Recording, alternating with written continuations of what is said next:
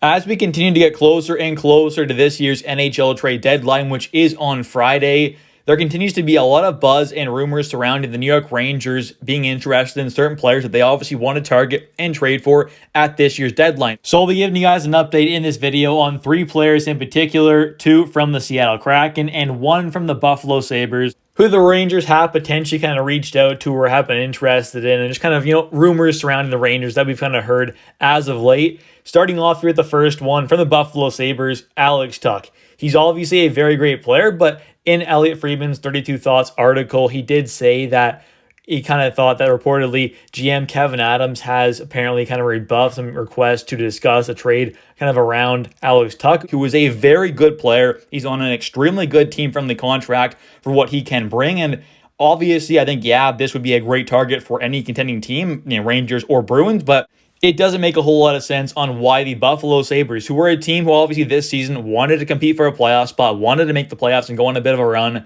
Obviously, that quite isn't going to probably happen, but they're still a team next season who are obviously going to want to compete and going to want to try and make the playoffs. So trading away a guy like Alex Tuch, who is one of their best players, doesn't make a whole lot of sense. And this is a guy who was on a very team-friendly contract, as he does have 2 more seasons after this one at a cap hit of $4.75 million, which honestly I think is a great team-friendly deal when you consider he is a true top 6, even top-line caliber winger. I mean, he's a very talented player. So far this season, he does have 17 goals, 23 assists, 40 points. I mean, he's playing a great all-around game. He can score offensively. He's 6'4", big body there. Still only 27 years old, doesn't turn 28 until May. So he's not too old yet. He's just kind of hitting his prime right now. He's a very talented player on a team-friendly contract, and he's on a team who is trying at least to compete for a playoff spot. This year they might not, obviously, but next year and the year after that, they're going to try and want to be obviously be in the playoffs. So trading away a guy like this, who is one of their top scorers, like I said, does not make a whole lot of sense.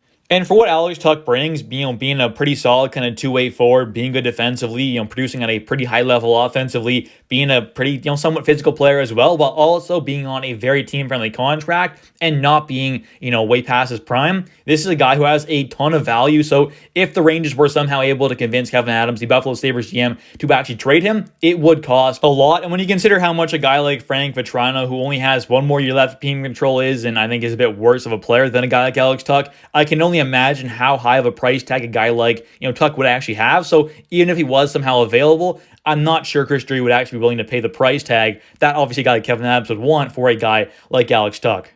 And next up here, we'll take a look at 2 pieces of news. One quickly, though, involving Jordan Eberle and the Seattle Kraken, who has kind of been a bit of a Rangers target here. Hasn't been a whole lot of buzz as of late around him kind of being moved, and it does seem like, according to TSN's Darren Dreger, who's obviously a very reliable reporter, he says here that the Kraken and Jordan Eberle share a mutual interest in a contract extension. So maybe we do see something getting done there, and obviously if it does happen, then obviously he's not going to get traded to the Rangers, so that could potentially be one less target available for the Rangers at this year's trade deadline. But it's not like he was the best option available, but he definitely was a decent one. So having him come off the board potentially if he does sign that extension, that's not ideal, but still, it's not too big of a deal because there are other pretty good players out there that the Rangers definitely could target to kind of fill that top line right wing spot. Next up here, taking a look at the bigger piece of news that does involve the New York Rangers and the Seattle Kraken.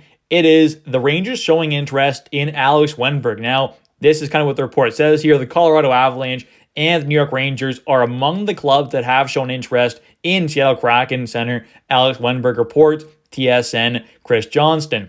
The Kraken are sitting Wenberg on Monday against the Calgary Flames for trade-related reasons. So obviously that already happened, but he did sit down there for apparently trade-related reasons. Obviously, he did not get hurt in that game.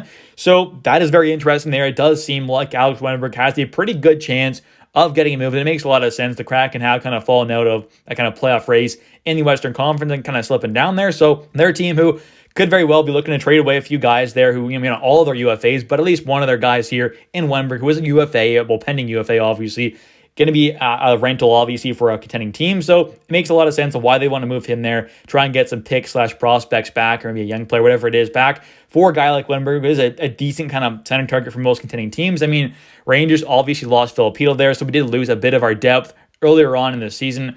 So I do think adding in a guy like Wenberg could help things out a lot. I mean, defensively, adding in a solid two-way center, I think definitely could help out a lot. Defensively, the Rangers have not been obviously a perfect team, so adding in a guy here who can help out on that side of things while also contributing a bit offensively. I mean, this year he's not having the best offensive season of his career, but he is doing all right. I mean, 60 games played, 9 goals, 16 assists, 25 points. He's doing all right. Definitely not doing elite, but not too bad there. He's a solid two-way center, more of a kind of third line, kind of low-tier second line guy. But for the third line here going into playoffs, I would be very comfortable with that. And considering a move like that would probably mean that the Rangers will be pushing down a guy like Johnny Brodzinski to that fourth line, I think would obviously provide a lot more kind of forward depth. And having a guy like Brodzinski who has been a pretty solid kind of third liner so far this season, throwing him down there on that fourth line, providing a bit more depth could really help this team out a ton. But anyways, guys, thank you so much for watching. If you have enjoyed this video, please smash the like button. Don't forget to comment down below your guys' thoughts on this video. And don't forget to smash that like and subscribe button for daily New York Rangers content. Thank you so much for watching. Catch you in the next one. Bye.